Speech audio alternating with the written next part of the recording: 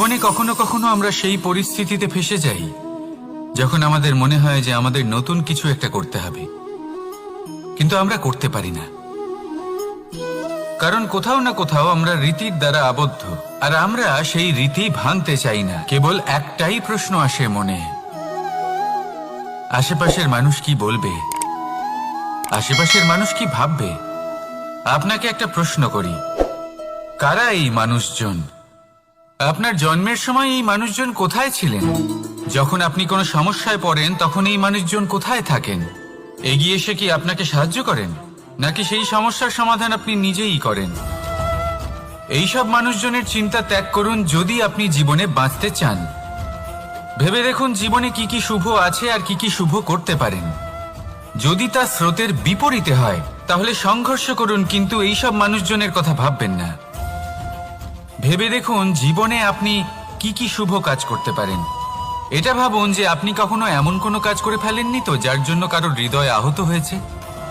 শুভর দিকে নিজের চিন্তা কেন্দ্রীভূত করুন, আপনার জীবনে সব কিছু শুভই হবে। তাহলে আসুন আমার সাথে ভালোবেসে বলুন, রাধা রাধা।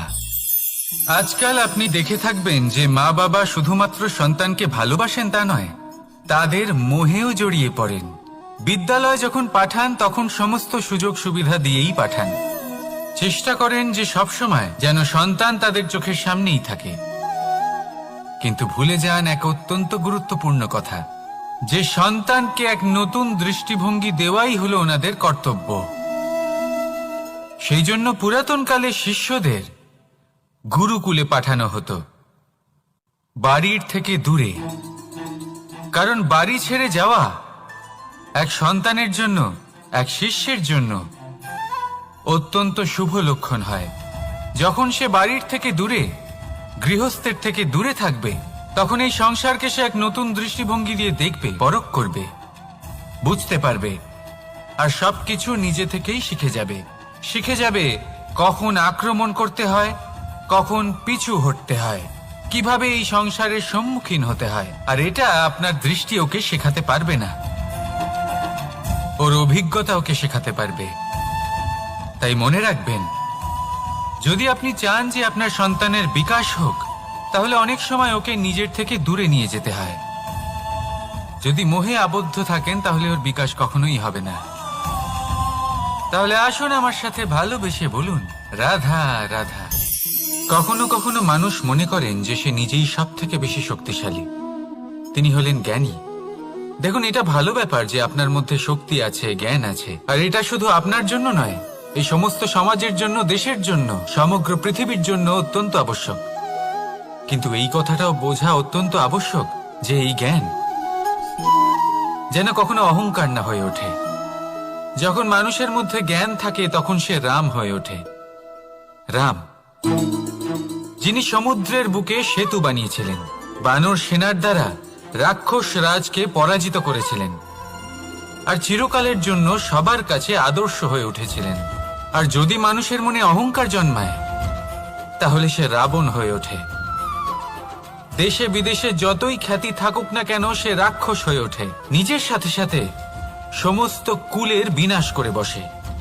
এবার জ্ঞান নাকি অহংকার, আপনার কি চাই সেই সিদ্ধান্ত আপনার, আর আপনার এই সিদ্ধান্তই নিশ্চিত করবে যে আপনার কর্ম কি হবে, আর আপনার এই কর্মই নিশ্চিত করে দেবে আপনার প্রারব্ধ কি হবে। তাহলে শুভ কর্ম করুন আর আমার সাথে ভালোবেসে বলুন, রাধা রাধা। কর্ম এবং ফল। মানুষের স্বভাব হলো এটাই যে তিনি নিজের প্রত্যেক পরিশ্রমের প্রতিফল প্রার্থনা করেন। বেশিরভাগ সময় এই ফলাফলের চিন্তা করতে করতে, কল্পনা করতে করতে উনি কর্ম করতে থাকেন, যে আমি এই কাজটা করলে এই ফল পাবো। সেই সব কল্পনা করতে থাকেন যা না তার হাতে আছে, না আছে অধিকার, আর না আছে নিয়ন্ত্রণ। উনি শুধু নিজের কর্ম করতে পারেন। উনি কি ফল পাবেন তা তার হাতে কখনোই নেই। তাই আপনিও শুধুমাত্র কর্ম করতে থাকুন, ফলের চিন্তা করবেন না। মনে রাখবেন, শিকড় এবং শাখা যেভাবে একে অপরের সাথে জড়িয়ে, সেইভাবেই একে অপরের সাথে জড়িয়ে কর্ম এবং ফল। যেরকম কর্ম আপনি করবেন সেরকম ফল আপনি অবশ্যই পাবেন। তাই এই ফলের আশায় কর্মের সময় কখনোই নষ্ট করবেন না, কারণ যে ব্যক্তি সময় নষ্ট করেন সময় সেই ব্যক্তিকে অবশ্যই নষ্ট করে দেয়। কর্ম করুন নিঃস্বার্থভাবে, ফলের চিন্তা করবেন না, আর আমার সাথে ভালোবেসে বলুন রাধা রাধা। কর্ম এবং ফল দেখতে গেলে এই সমস্ত ব্রহ্মাণ্ড এই দুইয়ের মাঝেই স্থির হয়ে আছে। মানুষজন কর্ম করেন ভালো ফল লাভের আশায়, আর ভালো ফল লাভের আশায় উনি এটাই ভুলে যান যে উনি যে কর্ম করছেন তা কি করছেন। আমি বলেছিলাম কর্ম করুন ফলের চিন্তা না করে, কিন্তু কি কর্ম করছেন সেই বিষয়ে ভাবাটাও অত্যন্ত আবশ্যক। নয়তো অনেক সময় আমরা এমন কর্ম করে ফেলি যা না চাইতেও বিষে পরিণত হয়, যা হয়েছে দুঃশাসনের সাথে, দুর্যোধনের সাথে, গুরু দ্রোণের সাথে। একজনের মানসিকতা উচিত ছিল না, একজনের বিবেক উচিত ছিল না, আরেকজন যে পক্ষ নির্বাচন করেছিলেন সেই পক্ষ উচিত ছিল না। আর যা কিছু ওনাদের সাথে হলো আপনার আমার আমাদের সকলের সাথে তা হতে পারে। আমি বলেছিলাম কর্ম করুন, ফলের চিন্তা করবেন না, কিন্তু এই কর্মের বিষয়ে বিচার করে দেখাটাও ততটাই আবশ্যক। দেখুন, কর্ম করার উচিত প্রক্রিয়া ফলের চিন্তা না করা, কিন্তু যদি আপনার কর্ম শুভ হয় তাহলে তার ফলও নিয়তি আপনাকেই দেবে। সর্বদা কর্ম করার সময় এটা ভাবুন যে আপনার এই কর্ম এই সংসারকে, এই সমাজকে, আপনার পরিবারকে, আপনার আশেপাশের মানুষজনকে কোন দিশায় নিয়ে যাবে। যদি এটা সবার জন্য মঙ্গলময় হয় তাহলে কর্ম করতে থাকুন। আর হ্যাঁ, নিশ্চিত রূপে ফলের চিন্তা করবেন না। আসুন আমার সাথে ভালোবেসে বলুন রাধা রাধা। বটবৃক্ষের বীজ সর্ষের দানার থেকেও ছোট হয়, কিন্তু যখন তা নিজের রূপ ধারণ করে তখন তা বিশাল বৃক্ষের আকার ধারণ করে, যা সহস্র বছর ধরে বেঁচে থাকে, ছায়া প্রদান করে, পাখিদের আশ্রয় প্রদান করে, আর দেয় পথচারীদের বিশ্রাম করার স্থান। কেন? কারণ সেই ছোট বীজ তা মাটির ভেতরে গিয়ে নিজের খোলস ত্যাগ করে। অন্ধকারে থাকে সে, যতই আলো আসুক না কেন, যতই বর্ষা আসুক না কেন, সব সহ্য করে। আর তারপরে একটা চারা গাছ অঙ্কুরিত হয়, তারপর ধীর গতিতে একটা বিশাল বৃক্ষতে পরিণত হয়। দেখুন, জীবনে কঠিন সময় আসে, এই জন্য নয় যে আপনি হার মেনে নেবেন, এই জন্য আসে যাতে আপনি ভবিষ্যৎ নির্মাণের জন্য নিজেকে তৈরি করতে পারেন। যদি কঠিন সময়ে আপনি ওই বীজের মতো দৃঢ় হয়ে থাকতে পারেন তাহলে আপনিও একদিন সেই বিশাল বৃক্ষের মতো নিজের অস্তিত্ব গড়ে তুলতে পারবেন, যা সহস্র বছর পর্যন্ত মনে রাখা হবে। আসুন আমার সাথে ভালোবেসে বলুন রাধা রাধা। এই ব্রহ্মাণ্ড কত বৃহৎ, তাই না? যার সম্মুখে এই পৃথিবীকেও একটা বিন্দুর মতো মনে হয়। আর এই পৃথিবীতে আমরা কে হই, আমাদের আকার কিরকম, আমাদের অস্তিত্বই বা কি? যখন আমরা এভাবে ভাবি তখন মনে হয় আমরা কিছুই নই।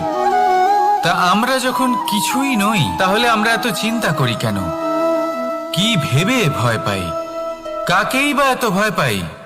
কে আমাদের মারতে পারে আর কেই বা আমাদের জন্ম দেবে? আত্মার আসলে না কখনো জন্ম হয় আর না কখনো মৃত্যু।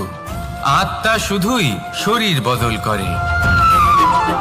আপনি, আমি, আমরা সকলে এই শরীর নয়, আমরা হলাম আত্মা, যা হলো পরম আত্মার পরম অঙ্গ।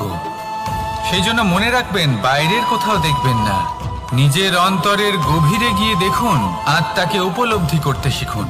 ক্লেশ, ভয়, চিন্তা, এই সব কিছুর থেকে নিজেকে দূরে রাখুন, তাহলেই উপলব্ধি করতে পারবেন পরমাত্মাকে। তাহলে আসুন আমার সাথে ভালোবেসে বলুন রাধা রাধা। পরিবর্তন এই সংসারের শাশ্বত নিয়ম। কোনো রাজা নেই যিনি চিরকাল রাজা থাকেন, কোনো ধনী ব্যক্তি নেই যিনি চিরকাল ধনী থাকবেন। এই সংসারে সূর্যের স্থান নেওয়ার জন্য চন্দ্রিমার আগমন ঘটে। কোন স্থান যাকে পতিত বলা হয়েছিল সেখানে মহল তৈরি হয়েছে। কোন স্থান যাকে আজ মলিন বলা হয়েছে, কাল সেখানে মন্দিরও স্থাপন হতে পারে। কোনো ঋতু চিরকালের জন্য থাকে না, কখনো সময় চিরকাল একরকম থাকে না। আজ যা আপনার কাছে রয়েছে কাল অন্য কারোর ছিল, আজ যে আপনার কাছে রয়েছে কাল তা অন্য কারোর কাছে চলে যাবে। আপনার সাথে কিছু থাকলে তা হলো আপনার কর্ম, কিন্তু সেই কর্মের পরিণামও আপনার নয়। আপনি শুধু কর্ম করুন, বাকি সবকিছুই পরিবর্তনশীল। কিন্তু সেই পরিবর্তনকে দেখে ভয় পাওয়ার প্রয়োজন নেই, তাকে স্বাগত জানান। যদি আপনি হাসি মুখে সেই পরিবর্তনকে স্বাগত জানান, তাহলে এই পরিবর্তনও হাসি মুখে আপনার সাথে থাকবে। আসুন আমার সাথে ভালোবেসে বলুন, রাধা রাধা। সঞ্চয়। মানুষের যখন থেকে বোধ বুদ্ধি হয়, সঞ্চয় করতে আরম্ভ করে দেন। সঞ্চয় করতে থাকেন ভোজনের, সঞ্চয় অর্থের, সঞ্চয় শক্তির। নিজের জন্য করেন, নিজের পরিবারের জন্য করেন, নিজের স্ত্রীর জন্য করেন, সন্তানের জন্য করেন, সন্তানের সন্তানের জন্য সঞ্চয় করেন। সঞ্চয় করার জন্য ওনার কাছে অনেক কারণ রয়েছে, কারণ উনি এটা ভাবেন যে এই সঞ্চিত শক্তির জন্য কেউ ওনার কোনো ক্ষতি করতে পারবে না। মানুষ ভুলে যান একটা গুরুত্বপূর্ণ কথা, এই সত্য, উনি এই সংসারে খালি হাতেই এসেছিলেন, আর এখান থেকে ওনাকে খালি হাতেই যেতে হবে। যা এখানকার তা এখানেই থেকে যাবে। আর যদি কিছু ওনার সাথে যায় তা হলো ওনার কর্ম, আর কিচ্ছু নয়। তাই যদি কিছু অর্জন করতে চান, তাহলে শুভ কর্ম অর্জন করুন, আত্মশক্তি অর্জন করুন, কারণ পরলোকে এটাই হবে আপনার সম্পত্তি। তাহলে কি এটা আপনি অর্জন করতে চান না? আসুন আর আমার সাথে ভালোবেসে বলুন, রাধা রাধা। সদিচ্ছা। দেখতে গেলে 3 অক্ষরে তৈরি এই শব্দ, কিন্তু সমস্ত ত্রিলোক তার উপরেই আধারিত। আপনি এই সংসারে এসেছেন, তখন অবশ্যই শ্বাস নেবেন, কিন্তু তার বদলে আপনাকে কিছু তো দিতেই হবে। আপনার উপর নির্ভর করছে আপনি কি দেবেন। কি দেবেন এই সংসারকে, এই সমাজকে, নিজের পরিবারকে, আর তার বদলে কি নেবেন? যশ নাকি অপযশ? দেখুন, এক ছিল রাবণ, যে কিনা সমুদ্র পার করলো সীতাকে অপহরণ করার জন্য, আর এক ছিলেন রামচন্দ্র, যিনি সমুদ্র পার করেছিলেন, সেতু বানিয়ে গিয়েছিলেন সীতাকে ফিরিয়ে নিয়ে আসার জন্য। দুজনেই সমুদ্র পার করেছিলেন, শুধু পার্থক্য ছিল সদিচ্ছাকে বোঝার, লক্ষ্যের। অনেক মানুষের যাত্রা একরকম হতেই পারে, কিন্তু আনন্দ তখনই লাভ করবেন যখন লক্ষ্য শুভ হবে, মহান হবে। এই লক্ষ্য দিয়ে এই সংসারের কল্যাণ হবে এবং মানুষের সম্মান হবে। যদি আপনার সংকল্প উচিত হয়, তাহলে আপনার লক্ষ্য উচিতই হবে, নয়তো শুধুমাত্র বিনাশ হবে। আর উচিত এটাই হবে যে বিনাশের হাত থেকে যেন নিজেকে বাঁচানো যায়, কি বলেন? তাই জীবনে যে লক্ষ্য স্থির করছেন, মনে রাখবেন তা যেন শুভ লক্ষ্য হয়। যদি এরকম হয়, তাহলে আপনার যাত্রা, আপনার জীবন দুটোই শুভময় হবে।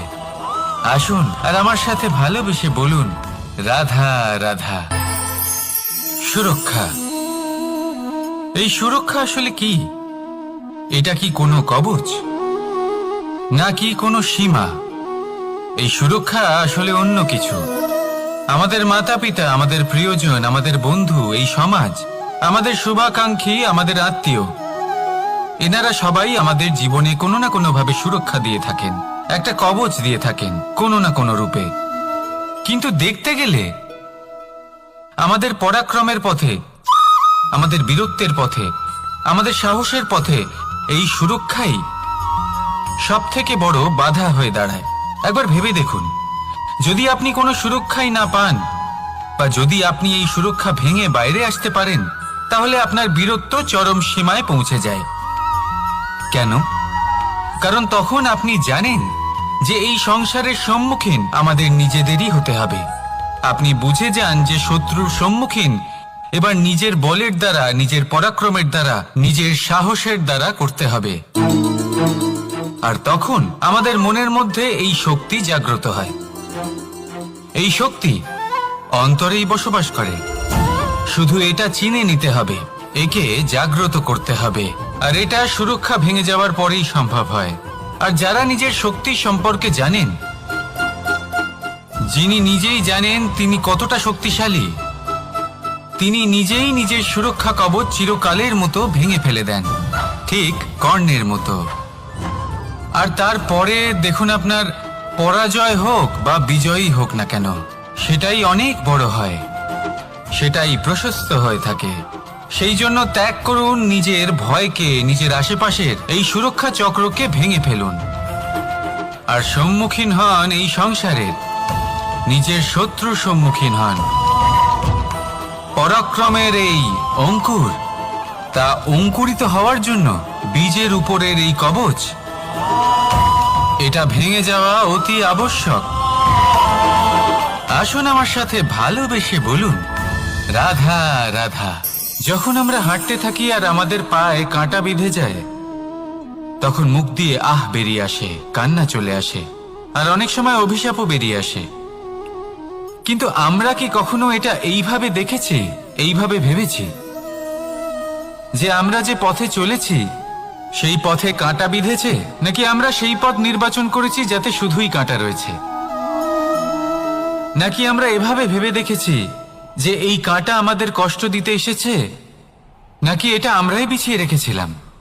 সাবধান থাকা উচিত ছিল, কারণ কাঁটা বিঁধলে যন্ত্রণা হবে, চিৎকার করে ফেলতে পারি, মুখ থেকে অভিশাপও বেরিয়ে আসতে পারে। কিন্তু এই অভিশাপ শুধুমাত্র আমাদের তরফ থেকে অভিশাপ হয়, সামনের ব্যক্তিটির ওপরও নির্ভর করে। এবার সেই ব্যক্তি যদি এমন হয় যে ফুল আর কাঁটা এই দুই সমানভাবে গ্রহণ করতে পারে, তার কাছে অভিশাপও বরদানে পরিণত হয়। শেষ পর্যন্ত ব্যাপারটা দাঁড়ায় ভাবনা, চিন্তা, দৃষ্টিভঙ্গির ওপর। কারণ আপনার এই ভাবনাই সত্যি হয়ে সামনে আসে। সেই জন্য এই ভাবনা, চিন্তা, মানসিকতাকে গুরুত্ব সহকারে দেখবেন। এই বিবেচনা নিয়ে বিবেচনা করতে শিখুন। আমার কথার অর্থ হলো যে জীবনে যখন এরকম কিছু একটা ঘটবে, তখন ভেবে দেখুন যে এরকম কেন হলো। আপনি কি এমন কোনো কর্ম করেছিলেন যার কর্মফল এটা? এমন কোনো কাজ যা অনুচিত ছিল, অসত্য ছিল, যা অভদ্রতার কারণ ছিল? ভেবে দেখা প্রয়োজন। দেখুন, ইচ্ছে হলো আপনার যে আপনি কি করতে চান, ভাবনা আপনার, সত্য আপনার, জীবন আপনার, সিদ্ধান্ত আপনার। আসুন আর আমার সাথে ভালোবেসে বলুন, রাধা রাধা। সময়, এই সময় আসলে কি? এই সময় একটা সরল রেখা তো কখনোই নয়। সময় হলো একটা চক্র, যেখানে এর আদি সেখানেই হলো এর অন্ত, আর যেখানে তা শেষ হয় সেখান থেকেই তার শুরু হয়। এই সময় একটা অত্যন্ত বিচিত্র চিন্তা, বিচিত্র ভাবনা, একটা বিচিত্র বস্তু যা কেউ বুঝতে পারেন না। এই সময়ের লীলা, এর কোনো প্রমাণ নেই, কোনো জ্ঞান নেই, কোনো পরিমাপ নেই। শুধু এটুকু আমরা জানতে পারি, যেখানে শেষ হবে সেখান থেকে একটা নতুন সূচনাও হবে।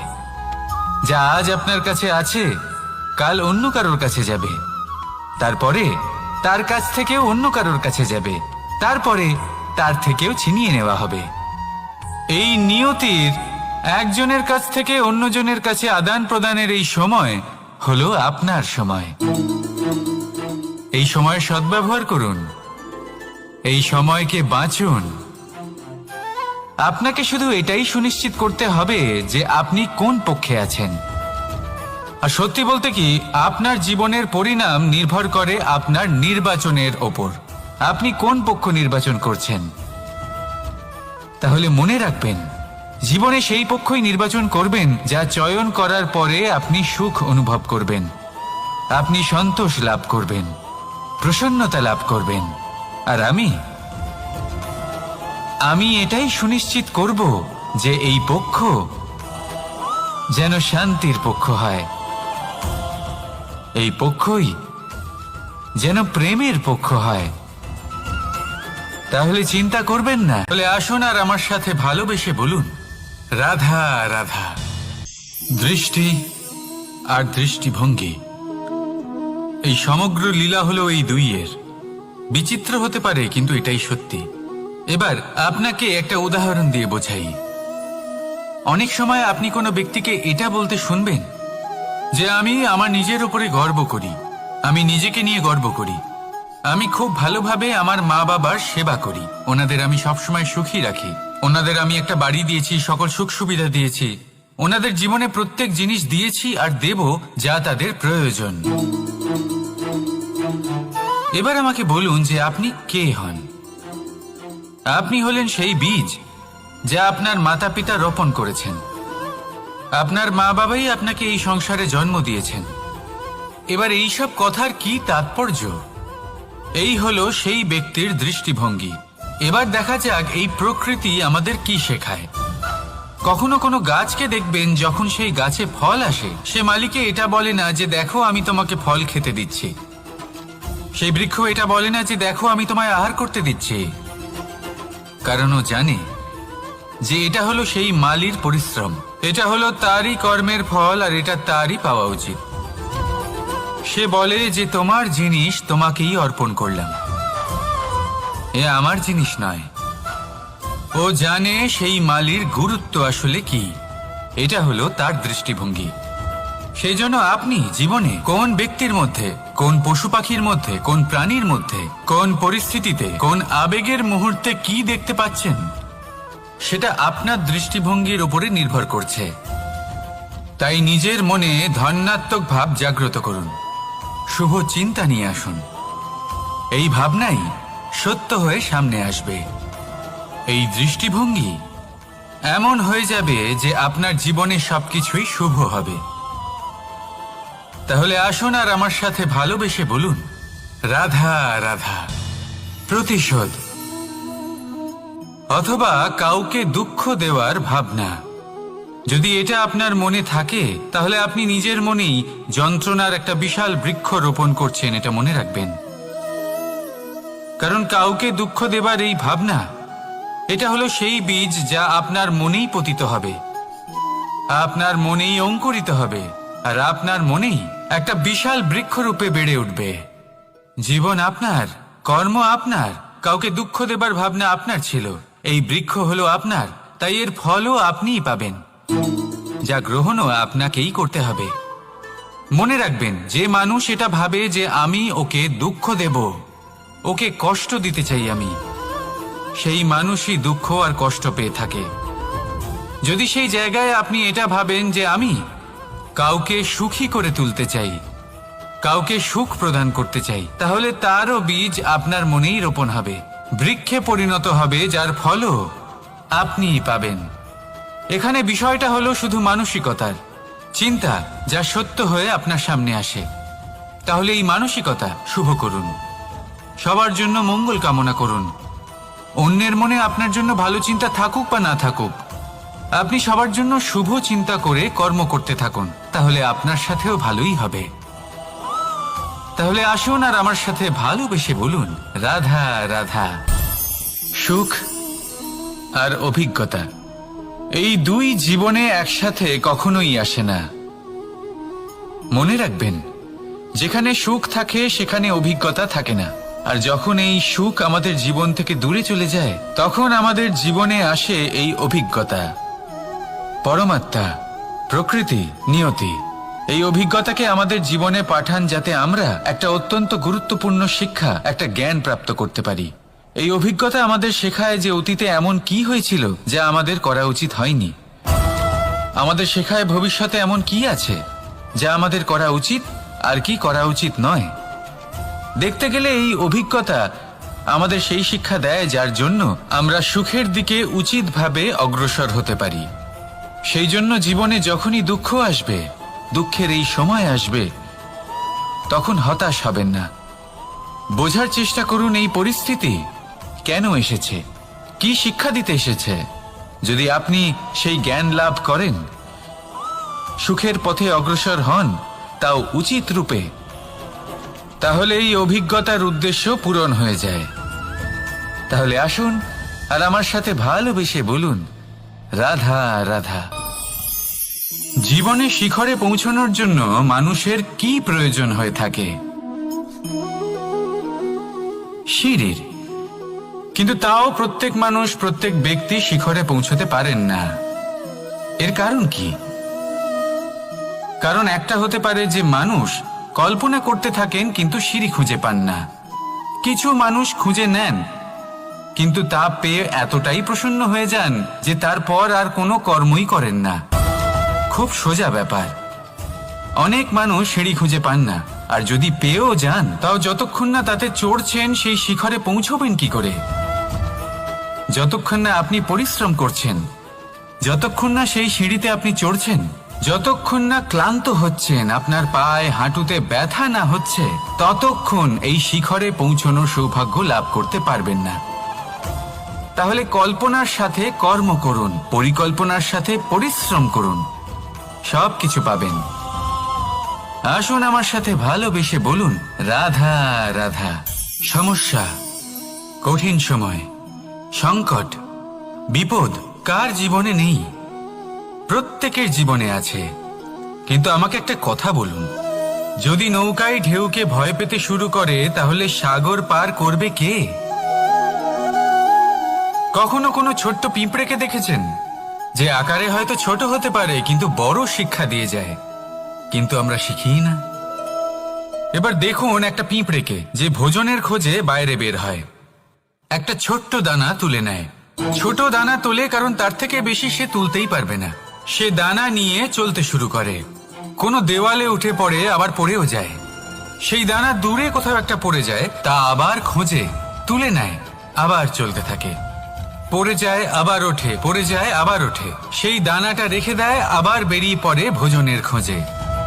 পরিশ্রম করতে থাকে কিন্তু হার মানে না। এই শিক্ষাই তো আমাদের প্রাপ্ত করতে হবে। নিরন্তর পরিশ্রম আর নির্ভীক হয়ে কর্ম করে যেতে হবে। এটাই হলো সাফল্যের মাধ্যম, এটাই হলো জয়ের মন্ত্র, অচ্যুত অজয় অস্ত্র। তাহলে আসুন আর আমার সাথে ভালোবেসে বলুন, রাধা রাধা। আমরা সকলে চাই আমাদের জীবনে সাফল্য আসুক। আমরা চাই যে এই সংসারে আমাদের খ্যাতি ছড়িয়ে পড়ুক। আমরা চাই যেন আমরা আলোচিত হই। কিন্তু শুধু চাইলেই কি যায় আসে? যদি এই সংসারে আলোচিত হতে হয় তাহলে পরিচিত হতে হবে পরিশ্রমের দ্বারা। যতক্ষণ না আপনারা পরিশ্রমের সাথে পরিচিত হবেন, সাফল্যের সাথে পরিচিত হবেন না। সংঘর্ষ করতে হবে প্রতিদিন, প্রতি বছর। জীবনের সব পরিস্থিতিতেই হয়তো নতুন নতুন বাধা আসবে, নতুন নতুন বিঘ্ন ঘটবে। কিন্তু এটা আবশ্যক নয় যে সমস্ত বিঘ্ন বিনাশের জন্য আসবে। কিছু বিঘ্ন আপনার পথ প্রশস্ত করার জন্য আসবে, আপনার পথ পরিষ্কার করার জন্য আসবে। যদি আপনাকে উদাহরণ দিই, যখন বন্যা আসে, বাড়ি ঘর ভেসে যায়, তখন আমরা হতাশ হয়ে পড়ি, আমরা দুঃখী হয়ে পড়ি। কিন্তু সেই বন্যাই আমাদের সেই ধরিত্রীকে এত উর্বর করে তোলে যে সেই উর্বর অংশ কাজে লাগিয়ে আমরা সেরকম আরো 10টা বাড়ি বানাতে পারি। তাহলে ধন্যাত্মক থাকুন আর যে কোনো সংঘর্ষের জন্য প্রস্তুত থাকুন। জীবনে অনেক দূর যেতে পারবেন। তাহলে আসুন আমার সাথে ভালোবেসে বলুন, রাধা রাধা। জীবনে কখনো কখনো আমরা সেই পরিস্থিতিতে ফেসে যাই যখন আমাদের মনে হয় যে আমাদের নতুন কিছু একটা করতে হবে, কিন্তু আমরা করতে পারি না। কারণ কোথাও না কোথাও আমরা রীতির দ্বারা আবদ্ধ, আর আমরা সেই রীতি ভাঙতে চাই না। কেবল একটাই প্রশ্ন আসে মনে, আশেপাশের মানুষ কি বলবে, আশেপাশের মানুষ কি ভাববে। আপনাকে একটা প্রশ্ন করি, কারা এই মানুষজন? আপনার জন্মের সময় এই মানুষজন কোথায় ছিলেন? যখন আপনি কোনো সমস্যায় পড়েন তখন এই মানুষজন কোথায় থাকেন? এগিয়ে এসে কি আপনাকে সাহায্য করেন, নাকি সেই সমস্যার সমাধান আপনি নিজেই করেন? এইসব মানুষজনের চিন্তা ত্যাগ করুন যদি আপনি জীবনে বাঁচতে চান। ভেবে দেখুন জীবনে কি কি শুভ আছে আর কি কি শুভ করতে পারেন। যদি তা স্রোতের বিপরীতে হয় তাহলে সংঘর্ষ করুন, কিন্তু এইসব মানুষজনের কথা ভাববেন না। ভেবে দেখুন জীবনে আপনি কি কি শুভ কাজ করতে পারেন। এটা ভাবুন যে আপনি কখনো এমন কোনো কাজ করে ফেলেননি তো যার জন্য কারো হৃদয় আহত হয়েছে। শুভর দিকে নিজের চিন্তা কেন্দ্রীভূত করুন, আপনার জীবনে সব কিছু শুভই হবে। তাহলে আসুন আমার সাথে ভালোবেসে বলুন, রাধা রাধা। আজকাল আপনি দেখে থাকবেন যে মা বাবা শুধুমাত্র সন্তানকে ভালোবাসেন তা নয়, তাদের মোহেও জড়িয়ে পড়েন। বিদ্যালয়ে যখন পাঠান তখন সমস্ত সুযোগ সুবিধা দিয়েই পাঠান। চেষ্টা করেন যে সবসময় যেন সন্তান তাদের চোখের সামনেই থাকে। কিন্তু ভুলে যান এক অত্যন্ত গুরুত্বপূর্ণ কথা, যে সন্তানকে এক নতুন দৃষ্টিভঙ্গি দেওয়াই হলো ওনাদের কর্তব্য। সেই জন্য পুরাতনকালে শিষ্যদের গুরুকুলে পাঠানো হতো, বাড়ির থেকে দূরে। কারণ বাড়ি ছেড়ে যাওয়া এক সন্তানের জন্য, এক শিষ্যের জন্য অত্যন্ত শুভ লক্ষণ হয়।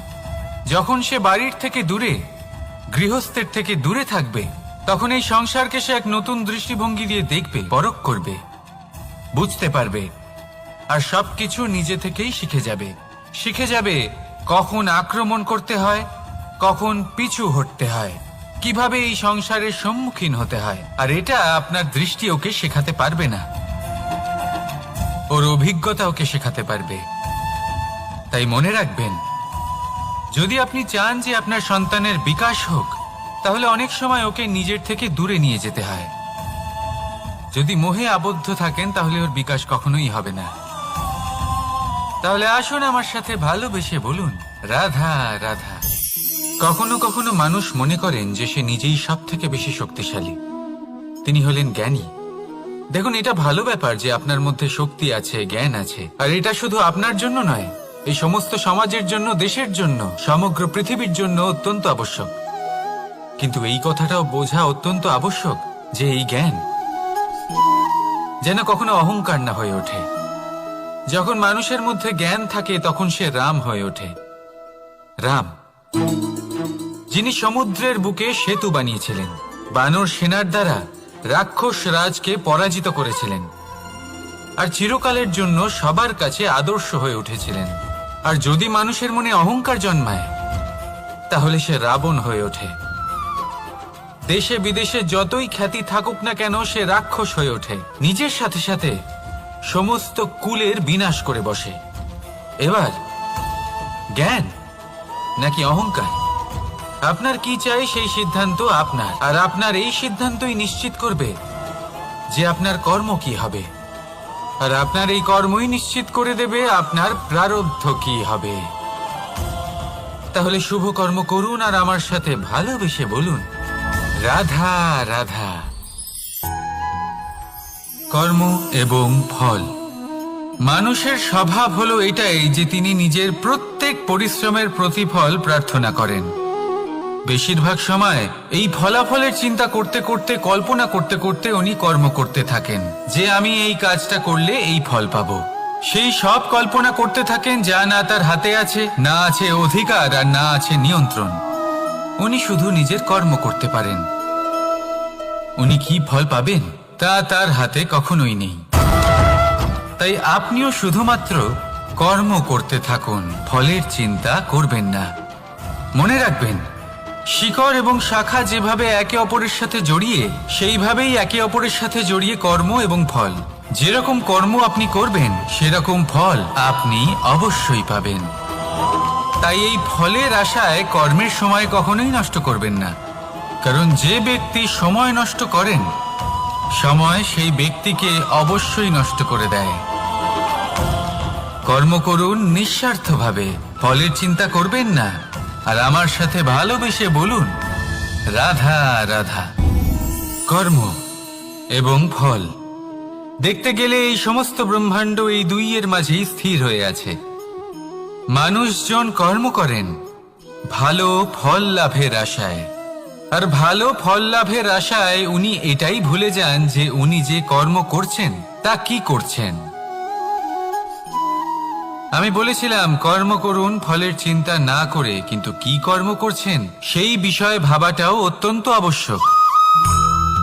নয়তো অনেক সময় আমরা এমন কর্ম করে ফেলি যা না চাইতেও বিষে পরিণত হয়, যা হয়েছে দুঃশাসনের সাথে, দুর্যোধনের সাথে, গুরু দ্রোণের সাথে। একজনের মানসিকতা উচিত ছিল না, একজনের বিবেক উচিত ছিল না, আরেকজন যে পক্ষ নির্বাচন করেছিলেন সেই পক্ষ উচিত ছিল না, আর যা কিছু ওনাদের সাথে হলো, আপনার, আমার, আমাদের সকলের সাথে তা হতে পারে। আমি বলেছিলাম কর্ম করুন, ফলের চিন্তা করবেন না, কিন্তু এই কর্মের বিষয়ে বিচার করে দেখাটাও ততটাই আবশ্যক। দেখুন, কর্ম করার উচিত প্রক্রিয়া ফলের চিন্তা না করা, কিন্তু যদি আপনার কর্ম শুভ হয় তাহলে তার ফলও নিয়তি আপনাকেই দেবে। সর্বদা কর্ম করার সময় এটা ভাবুন যে আপনার এই কর্ম এই সংসারকে, এই সমাজকে, আপনার পরিবারকে, আপনার আশেপাশের মানুষজনকে কোন দিশায় নিয়ে যাবে। যদি এটা সবার জন্য মঙ্গলময় হয় তাহলে কর্ম করতে থাকুন। আর হ্যাঁ, নিশ্চিত রূপে ফলের চিন্তা করবেন না। আসুন আমার সাথে ভালোবেসে বলুন, রাধা রাধা। বটবৃক্ষের বীজ সর্ষের দানার থেকেও ছোট হয়, কিন্তু যখন তা নিজের রূপ ধারণ করে তখন তা বিশাল বৃক্ষের আকার ধারণ করে, যা সহস্র বছর ধরে বেঁচে থাকে, ছায়া প্রদান করে, পাখিদের আশ্রয় প্রদান করে, আর দেয় পথচারীদের বিশ্রাম করার স্থান। কেন? কারণ সেই ছোট বীজ তা মাটির ভেতরে গিয়ে নিজের খোলস ত্যাগ করে। অন্ধকারে থাকে সে, যতই আলো আসুক না কেন, যতই বর্ষা আসুক না কেন, সব সহ্য করে। আর তারপরে একটা চারা গাছ অঙ্কুরিত হয়, তারপর ধীর গতিতে একটা বিশাল বৃক্ষতে পরিণত হয়। দেখুন, জীবনে কঠিন সময় আসে, এই জন্য নয় যে আপনি হার মেনে নেবেন, এই জন্য আসে যাতে আপনি ভবিষ্যৎ নির্মাণের জন্য নিজেকে তৈরি করতে পারেন। যদি কঠিন সময়ে আপনি ওই বীজের মতো দৃঢ় হয়ে থাকতে পারেন, তাহলে আপনিও একদিন সেই বিশাল বৃক্ষের মতো নিজের অস্তিত্ব গড়ে তুলতে পারবেন, যা সহস্র বছর পর্যন্ত মনে রাখা হবে। আসুন আমার সাথে ভালোবেসে বলুন, রাধা রাধা।